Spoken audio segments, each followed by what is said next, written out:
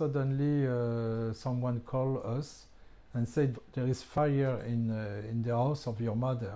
Daniel Knoll talked to us less than a month after his mother, Mireille Knoll, was stabbed to death. The memories still raw. He told us about racing through Paris traffic, trying to get to her apartment, talking to a fireman on the way. When I spoke to the fireman, he says only, come. His mother had been stabbed 11 times, then her body set on fire. They begin to say what's happened. And it was horrific. I have no words. Do you remember what you were feeling? I was thinking to die. Sorry. Mireille Knoll's life ended where it had started, in Paris. When she was just 9, French police were rounding up 13,000 of the city's Jews and shipping the majority of them off to Auschwitz. Miraculously, Mireille narrowly escaped and fled to Portugal with her mother. After the war, she returned to Paris and married a man who had survived Auschwitz and raised a family. And now we have our mother killed by another Nazi, because the difference between Nazi and him is nothing.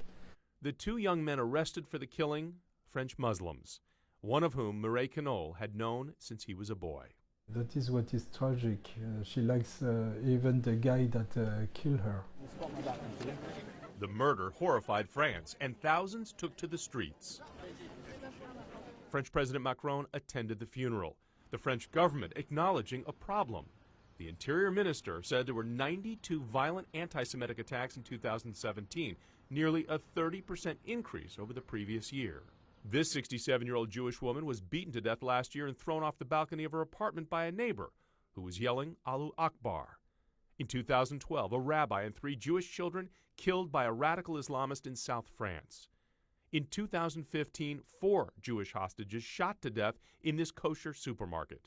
Mireille Knoll was the 11th French Jew murdered in an anti-Semitic attack in the past 12 years. You see how she likes ice cream? Mm-hmm.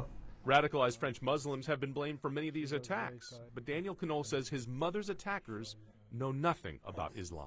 They say they are Muslim, but they don't understand nothing of the religion. They live only to do bad things to the other.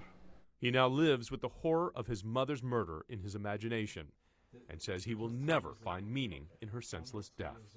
There is nothing to understand. He is a monster and we don't understand. Why? I can't believe.